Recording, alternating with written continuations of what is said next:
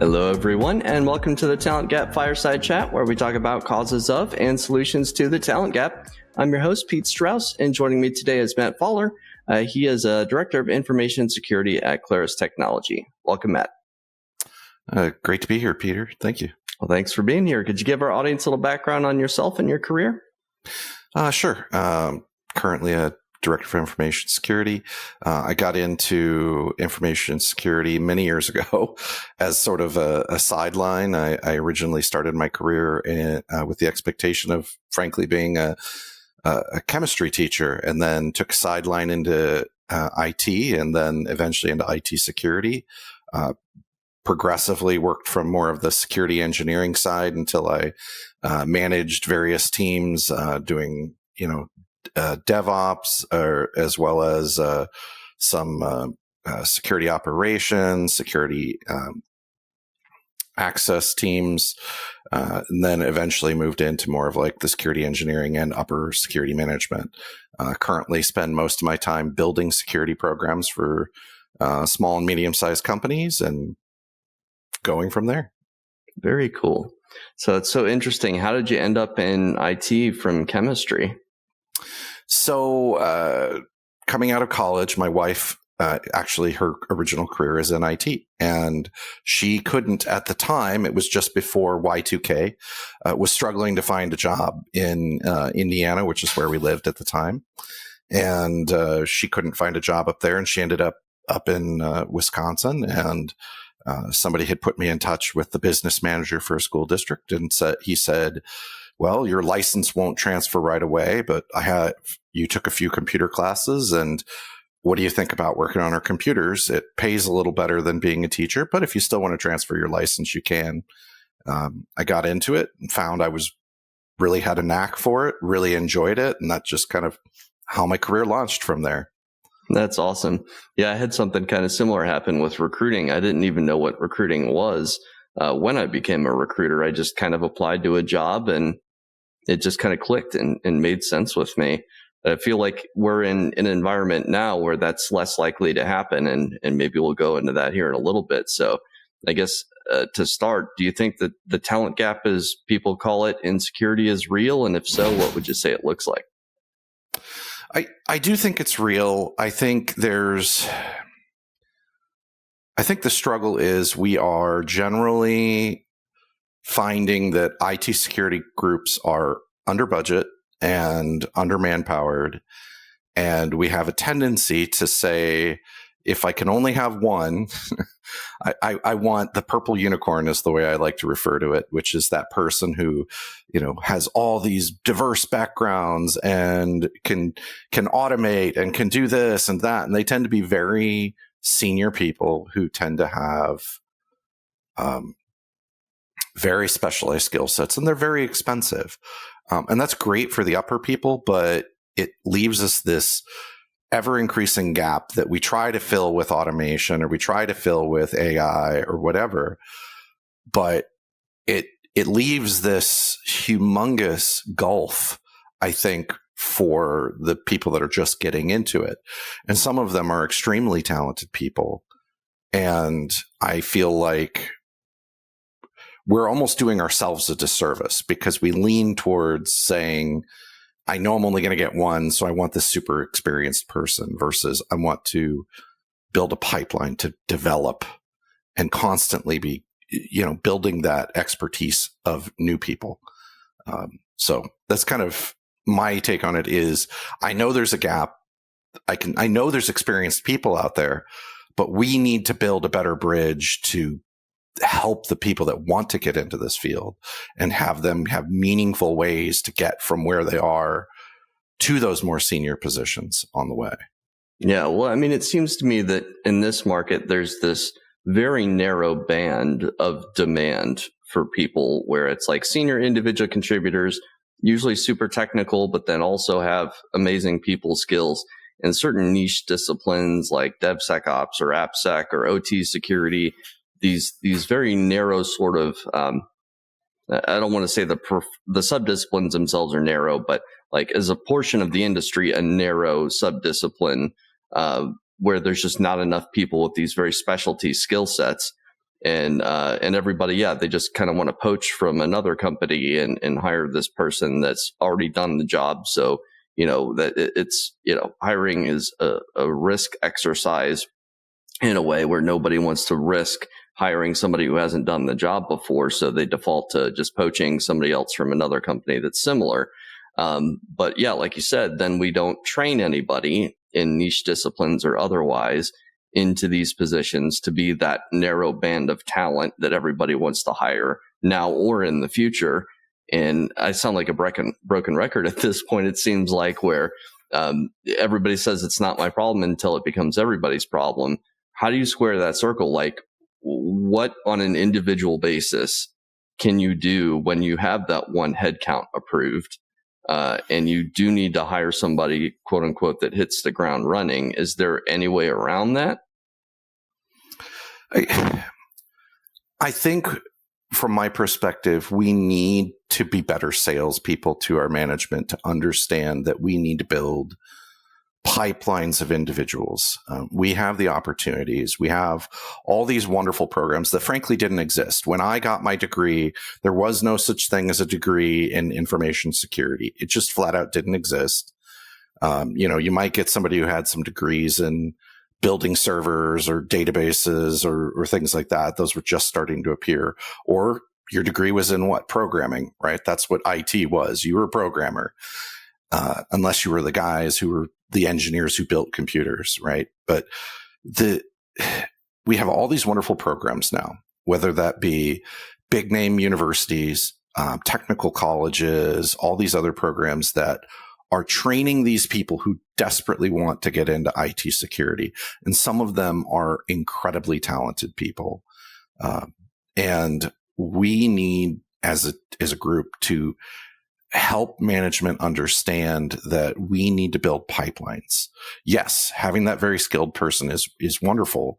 But if we build pipelines, we have the opportunities to give, hey, I can give people opportunities to say, come and be an intern for us for the summer. Yes, we'll pay you. No, we don't do the Washington, D.C., come and work for us and pay, $3,000 a month just to live while you get nothing.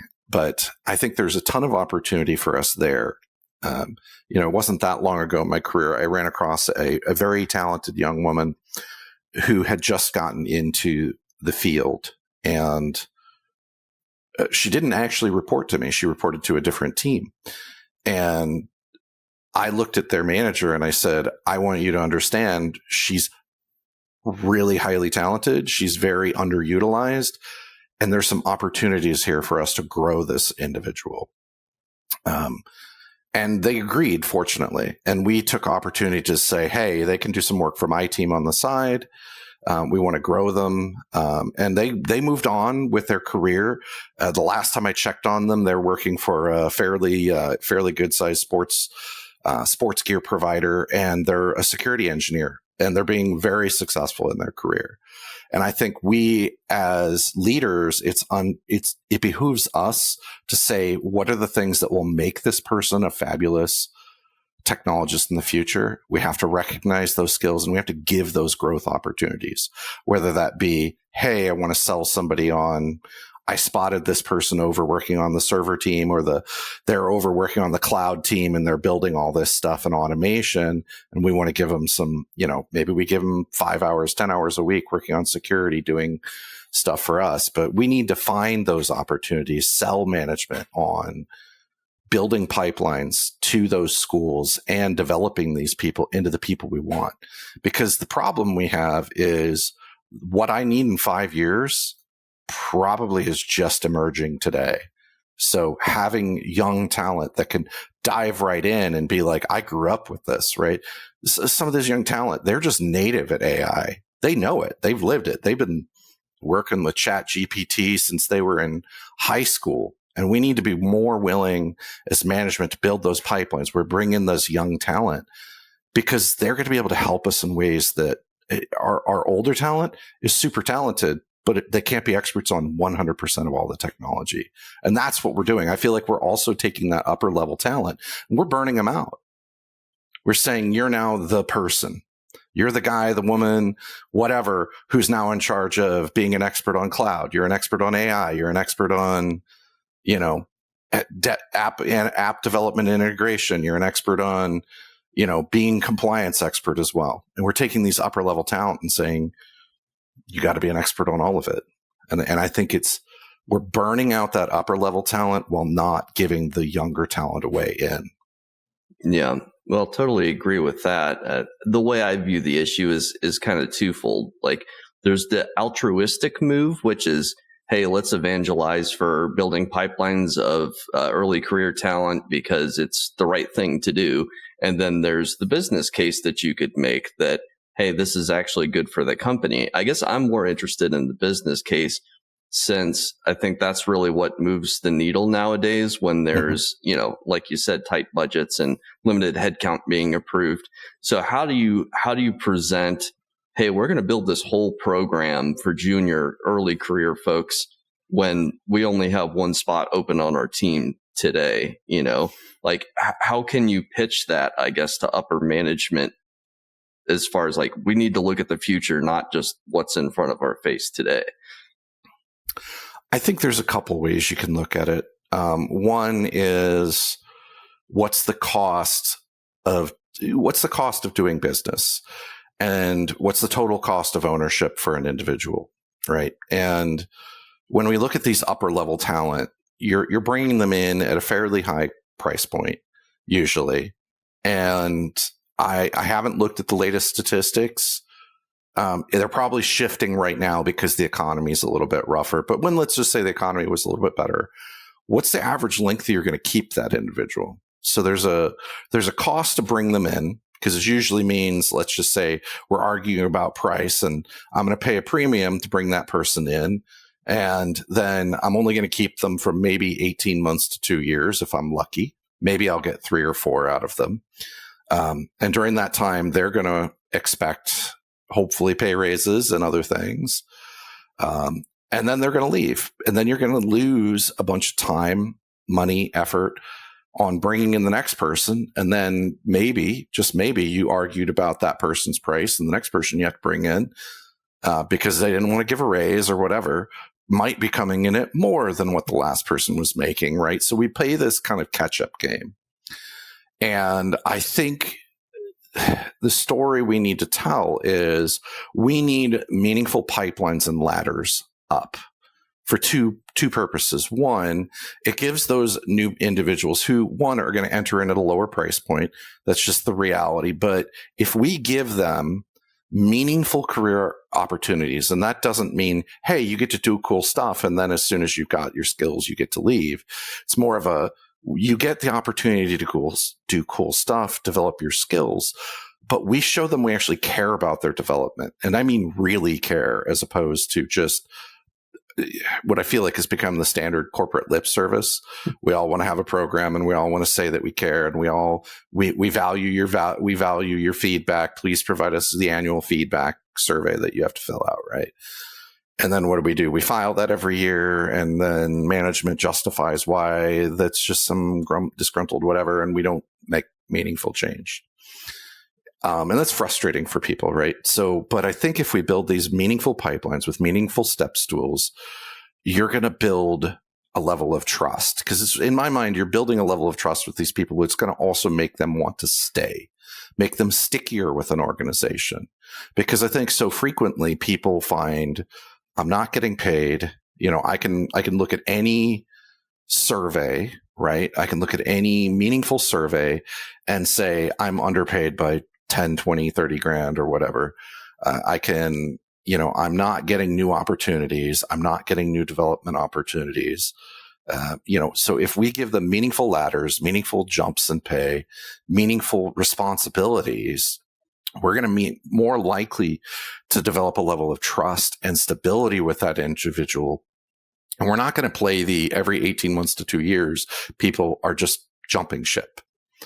Earlier in my career, I always felt like And this, when I started my career, it was very late 90s, early 2000s. I had meaningful step stools.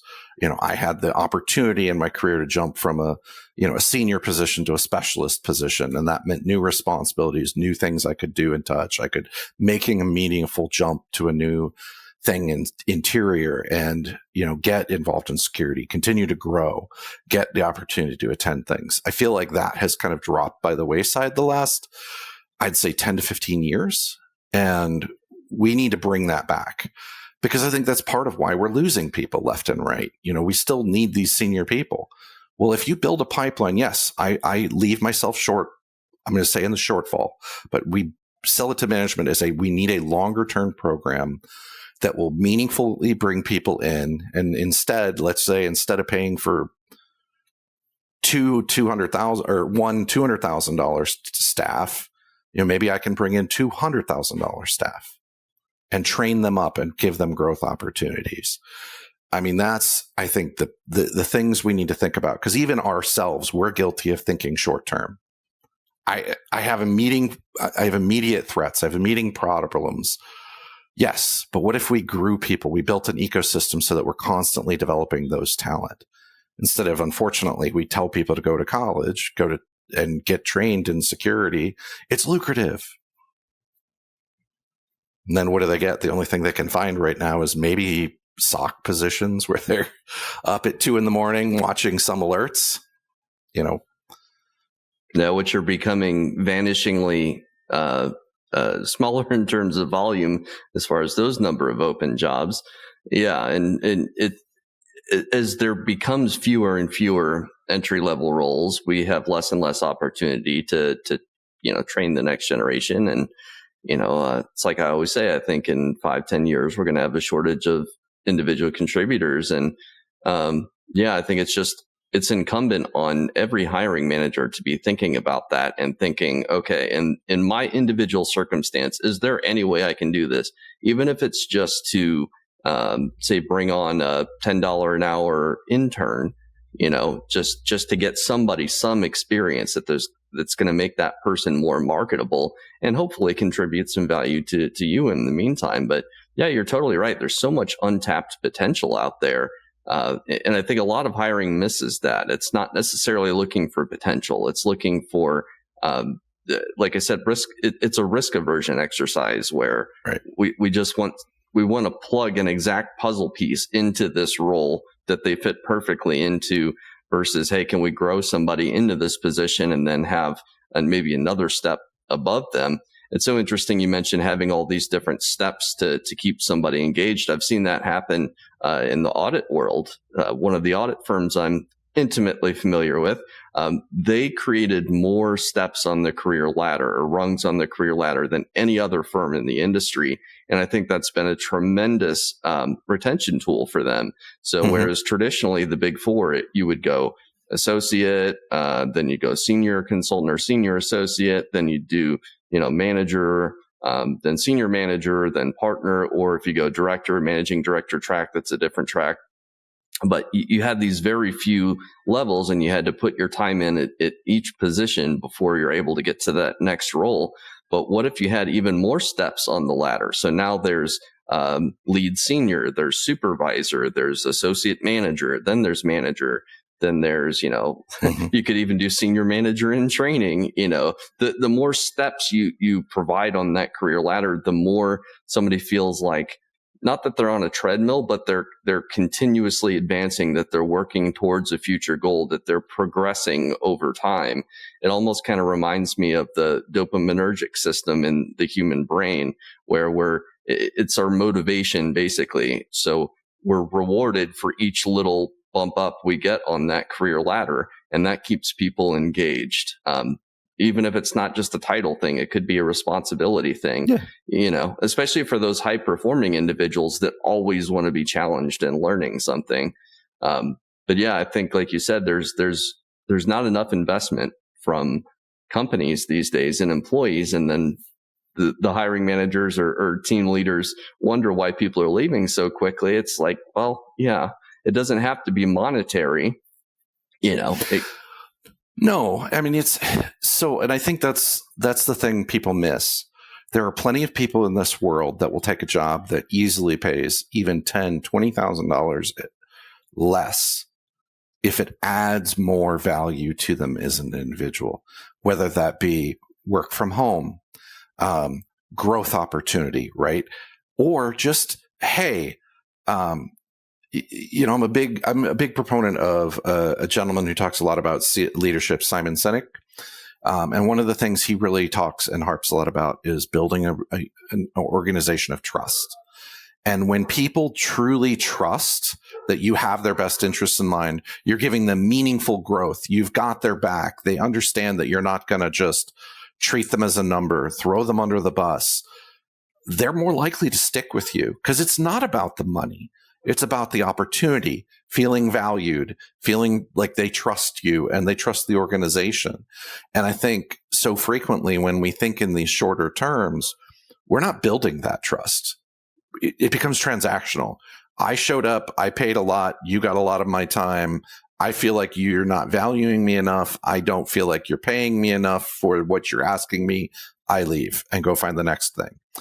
And if we build those pipelines, and like you said, whether it be 1 step, 10 steps, but giving them those meaningful increases in responsibility, growth, that they can measure themselves and showing them that you're trustworthy and that you've got their back, we're going to build solid pipelines and build stickiness of these people with the organization. And they're going to be a greater value to you because they're going to know your organization, know your applications, know your attackers. They're going to know all these things that are going to not add so much value from that purple unicorn. You grow them into the purple unicorn you need, and you get them the intern that they need because they're just begging for a body to do that 1 or 2 more things that they don't have time for during the week. Right. So.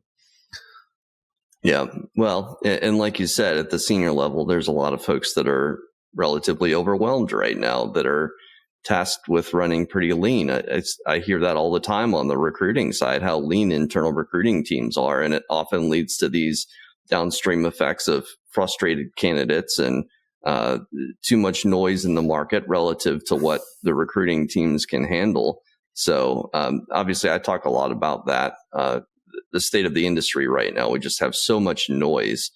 Any thoughts on how, on the hiring side, you can help the recruiting team handle a lot of that volume and noise in a situation where each open job may get 1,000 applicants and each internal recruiter may have 30 open jobs? Like, how do you deal with that kind of volume? Oh, I think that's a harder problem. And I think one of the challenges I see is I feel like there is a lot of noise, but the noise is somewhat inflicted by some companies. Some companies used to be that you could realistically look at someplace like LinkedIn or any one of the others, job boards like Indeed or otherwise, and feel fairly confident that those jobs were real and they were going to be doing things. I've been hearing a lot of noise coming out, though, that there are companies that are using it for R&D purposes. They'll take a job and they'll be like, we're going to post this. And then that same job you'll see come up 4 times during the year. And you're telling me that job that had to have gotten hundreds of applicants couldn't define one good thing, one good applicant out of those, and they had to repost it 4 separate times.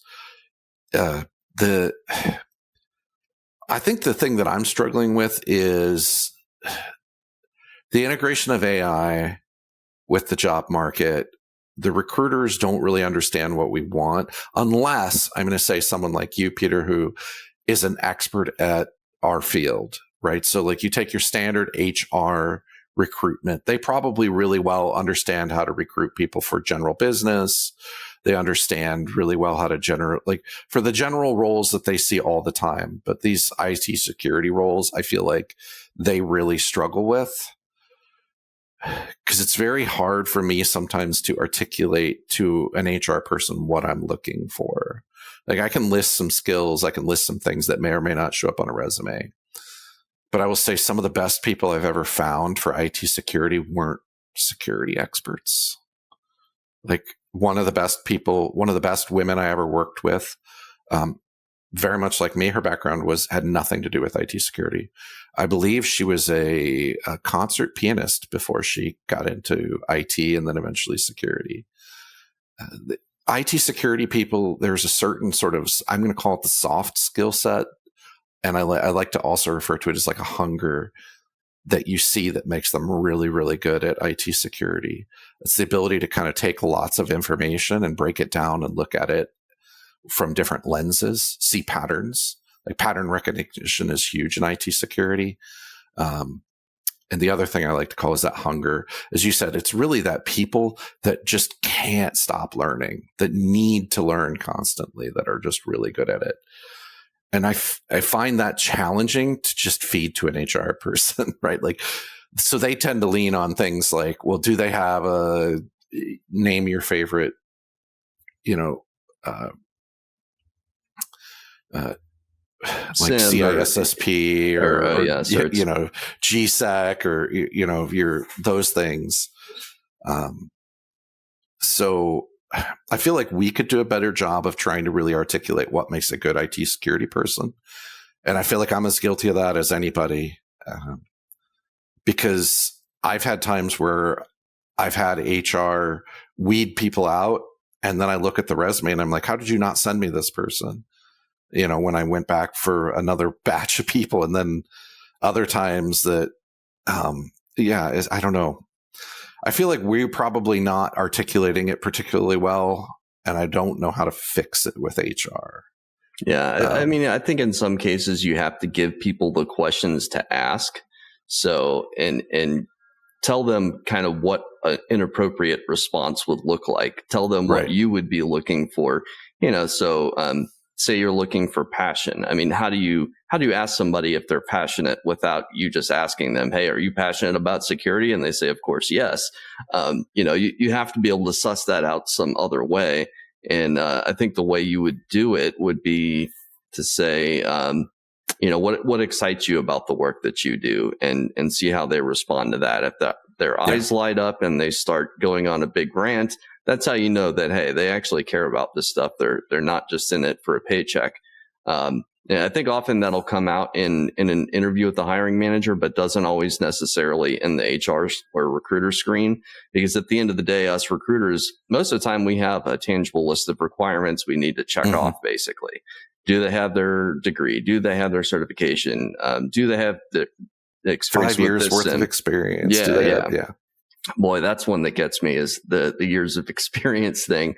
Because I can tell you, as somebody who at one point had no experience in security recruiting, I picked it up very quickly, relatively speaking. But it just kind of made sense to me. I think I'm a pattern recognition machine, and that's why I'm capable of recruiting well in technical disciplines. But I don't think everybody's wired that way. So you have to be able to kind of figure out, and that's why a lot of hiring, I think, boils down to, have you done this before? It's because it's hard to figure out if somebody has that potential future ability to do something. It's much easier to assess if they've actually done it, Right. So, yeah, I mean, I say often, I think a lot of recruiting, it's enabled by the hiring managers getting involved very early in the process and asking them. I think one good question you could ask of your recruiters would be, hey, can you recite back in your own words to me what I'm looking for in this new hire? And that answer will tell you a lot about how well they understand what you actually need. So, and then you can adjust course from there. Worst case scenario, they've been screening people for 2 weeks and you're not seeing anybody. And then, like you said, you go back and you check all the results, and actually there's some really good people in there. That means they didn't understand from the beginning what you really needed. Right. So, yeah, that's difficult, though. Well, and I think the struggle is with any technical discipline is you're going to have a mix of people that, let's be blunt, they're just really good at writing resumes, but they're not as skilled. They're very good at selling themselves on a resume, right? So the resume looks great, but anybody who knows what they're doing will ask them a few questions and realize they don't know half what they put on their resume. And then you're also going to get a bunch of people that are probably, IT tends to attract a lot of people that are on the spectrum. who are probably amazing technologists and could be really good at people skills and all sorts of stuff, if given the right training, the right exploration, but are terrible at putting it on paper because they've never been good at talking about themselves. They're just not. You know what I mean? They're like amazing technologists, amazingly good to have on your team, but just they hate talking about themselves and they don't view a resume as a way to do that. So, so that's the hard part. You're also trying to suss those people out who just probably have an awful resume, but are amazingly good at what they do. Well, and then too, I think a lot of folks get really intimidated by the interview process. And depending on how rigorous your interview process is, the more intimidated people can get. As it becomes more of a candidate heavy market and the employers have quote unquote more power or leverage in the hiring relationship, inevitably the interview processes will become longer and longer and more arduous. And you end up getting case studies and panel interviews and stuff like that. And if somebody is neurodivergent, you're not going to get the best out of that person probably, well, depending on the divergence, in that type of situation. So how do we ensure that we're hiring the best person for the job and not the best interviewer, I guess? It's a good question. I don't know if I have a good answer for you, Peter. Because, like you said, when we get into these interviews, as the market floods, it's more likely to take longer. When it's a shorter time and there's a lot less people available, the hiring manager is more likely to be able to say, look, I know this person's really good. I know that they're the right person. We don't have time for 6 interviews. We have to hire this person now. So you get a little bit more flexibility. But as the time gets longer, I think it's going to probably hurt people with neurodivergence more, even though they might be really good at it. But those people also need more support from other angles too. Some of them, might need classes, I hate to say it, on how to send an appropriate email or text message or message on Teams and things like that. Because they do need a little bit of assistance. And I would say early in my career, I was very fortunate to have a manager who helped me and said, hey, your technical skills are top notch, but your people skills kind of suck. And it was a little bit more polite than that, but it was super helpful to me because as a technical person, I just always assumed that all I needed to be was really technical. And he took an interest in me and he said, hey, no, we're going to send you to a couple of these soft skills classes, which honestly, I would say I have seen those less and less in businesses these days. So I feel like we're just expecting people to magically learn these skills. We've got entirely new generations that grew up on these wonderful devices and they don't really, I don't think they're really well geared for the business world. You know what I mean? We just want them to magically learn how it works. And, at least when I was younger, it felt like they were classes on business communication, project management, all sorts of stuff that nowadays I don't feel like I see it as much. Yeah. So we're not helping those people or the neurodivergent people because we don't give them a path to learn these skills.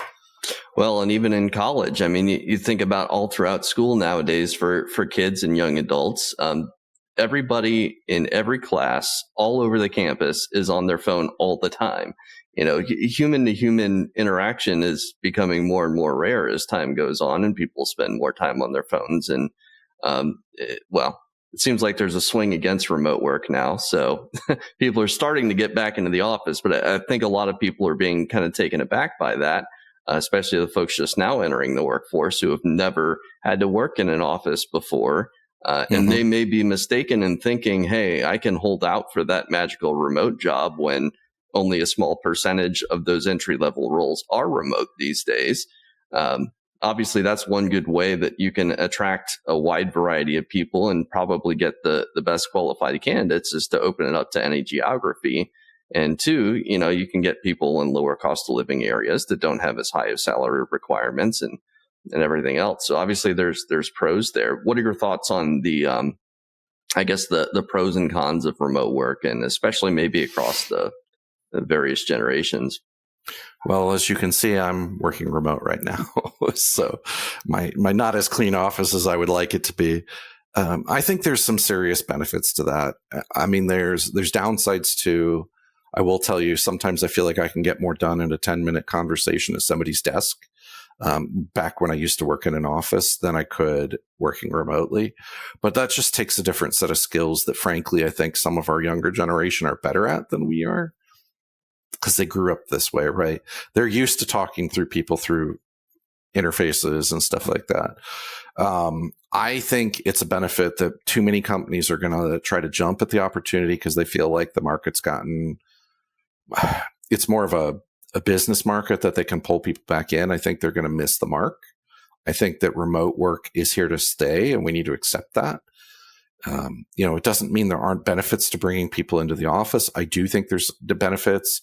Some of the small companies I've worked for recently have said, well, let's just try to bring people in periodically. Let's bring everybody together, because there's a sense of team building that happens when people come together that you do miss when you just work remote, because sometimes you can feel, unless you as a leader are reaching out to those people constantly, and not in a tell me what you're doing, I need to know what you're doing this 5 minutes way, but more of a I'm genuinely interested in your well-being and I want to make sure you're moving in the right direction type of way. I think having the periodic times to bring people together helps them feel more connected to their teammates. But I mean, I think we just have to accept that people are going to want to work from home, right? I hate to say it, my generation wants to work from home. Why do we think the younger generation doesn't want to work from home too? It's not for everybody. Some people will tell you that there's too many distractions in their house. There's too many opportunities for them to not get done what they want. But then there's other people who, if you don't put bounds on them, they probably are going to work 10 hours a day and not even realize it. Not that we should take advantage of that as people, but some people are just going to be better if you say, as long as this work gets done, I don't care when it gets done. If you do it at 2 a.m, it's fine with me. Yeah. I mean, I think at the end of the day, what a lot of people are looking for is just flexibility to work how they need to be the most productive.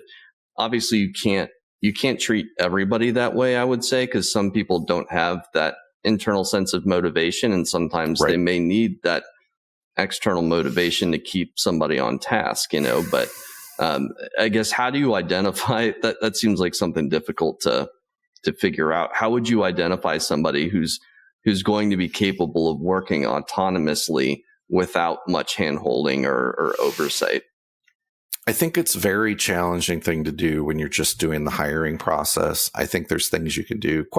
Like you said, it's very much like, how do you determine somebody that's got passion?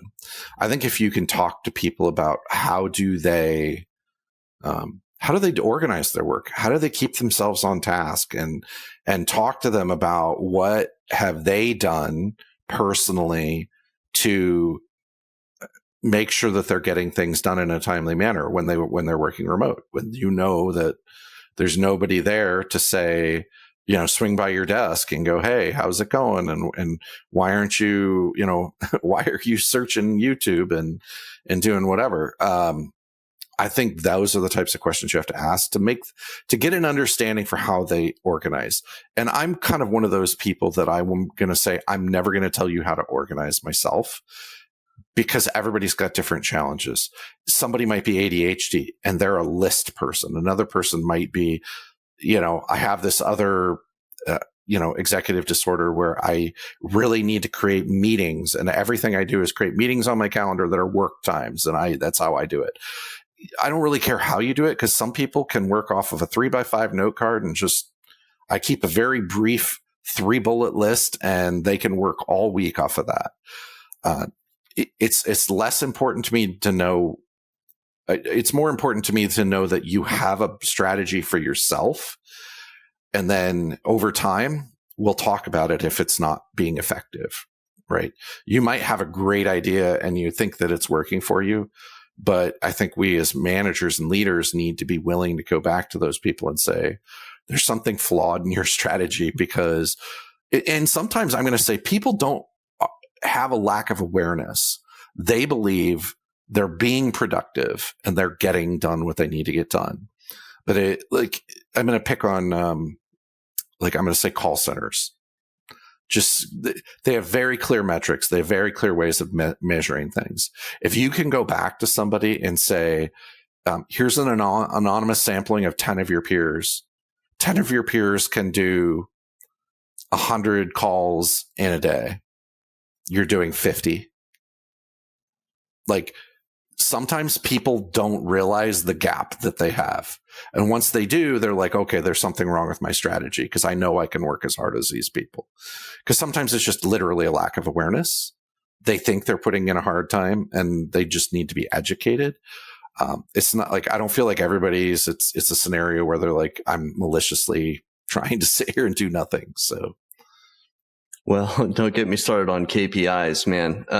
Coming from the recruiting world, I worked for a huge staffing firm at one point, and it was all for them about outbound calls, smile and dial all day. You had to time block to hit your 50 outbound dials a day. But when I would bring up, hey, we're not actually filling any jobs, maybe we ought to try something different instead of just being busy to be busy.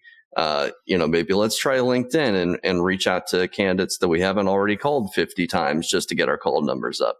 So I think you want to start with the end goal in mind and kind of reverse engineer, and dependent on the person too. Like, you can ask people, okay, here's your goal. Here's the time period in which you need to have that goal accomplished. How do you get there? How would you do it? And have somebody walk you through their thought process, and then you can critique that thought process as a hiring manager. Well, I totally get where you're coming from. Here's how I would do it differently or tweak it. Mm-hmm. But yeah, I love your point about organization, because that was one of the things that was formative in my career, was just learning how to keep my desk organized and putting everything into a folder structure. And I still use a similar folder structure to this day, and it enables me to get more done in 8 hours or less as a business owner than I think a lot of people get done in 10, 12 hours, just because I'm so efficient and task focused, at the given moment. But there are some managers that would lead by, I need to track your timesheets, and, you need to show me what you're doing in different time blocks and all that good stuff. I think if you're hiring the right people, you can trust them to do what they say they're going to do. Right. Obviously, some people require more micromanagement than others, I suppose. Yeah. But. Well, and I'm not a micromanager. It's just one of those things that, but everybody needs different things. We tend to think of everybody as like the same, but they're not. Different people need different things out of their job. And like you said, some people honestly need you as a manager to be a little bit more involved. Because they may not really understand step 1 through 10, right? So they need, okay, do steps 1 and 2, come back. Do steps 3 and 4, come back. Whatever they need. And it doesn't mean they can't be wildly successful. It just might mean some different people need different things to be successful. So. Yeah, for sure. Well, and that's why I believe in hiring, we ought to treat each individual as the individual that they are, and avoid making too many assumptions about somebody based on really any characteristic. But I think often I suppose that's a topic for a different day, because we're coming up on time. But absolutely, especially in a candidate heavy market, biases, assumptions, they become even more prevalent as people are looking for shortcut ways to parse through hundreds or thousands of candidates. The last few jobs I looked at on LinkedIn, I want to say within 2 hours, they had over 100 candidates. I mean, there's got to be a ton of people just out there looking right now. I'm not sure what's driving that, or maybe it's just because we have so many people that are in that lower tier that we're not giving a viable path to get north. But it's definitely causing some interesting, I would think, challenges for the recruiting side too. Because how do you parse through 300 resumes? Yeah. Well, there is no easy way. I mean, it's either you use automated systems that may be flawed, or you manually review every resume, which takes some time. I mean, if you're a specialist recruiter like me, you can get through a couple thousand resumes a day. But I would say the vast majority of recruiters are not capable of doing that, both effectively in making sure that they're not missing anybody, and also efficiently to get through that kind of volume. You really need to have that specialty to be able to do so. And that's relatively rare, obviously. So we're coming up on time, Matt. So just one last question for you. Is there anything that we're not talking about in the industry, but we should be, especially as it relates to hiring? I think the things that we probably do need to be talking about, and I think we as a leadership team need to figure out how we draw those lines, is really how are we going to evolve with AI related to skill sets we need moving forward. It's becoming a much more prevalent thing for staffing. We're trying to fill gaps through automation and an AI, but those things need care and feeding as well. So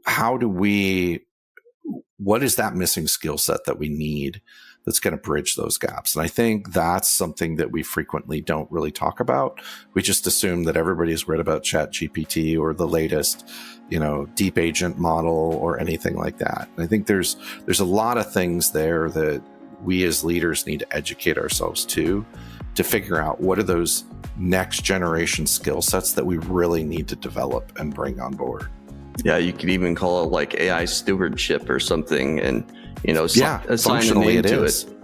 Yeah, well, that's a great point, Matt. A great place to end. If people want to reach out to you, what's the best way to do so? Probably they can reach out to me through LinkedIn. They can find me there, and that would probably be the easiest way. Sounds good. All right. Well, thanks for your time, Matt. Thanks, everybody. Thank you, Peter. Hello, everyone, and thanks for tuning in to this episode of the Talent Gap Fireside Chat. Don't forget to follow our page on LinkedIn and like and subscribe on Spotify and YouTube. Hit that notification bell to be notified when we drop a new episode. New episodes air every Friday at 4 p.m. Eastern.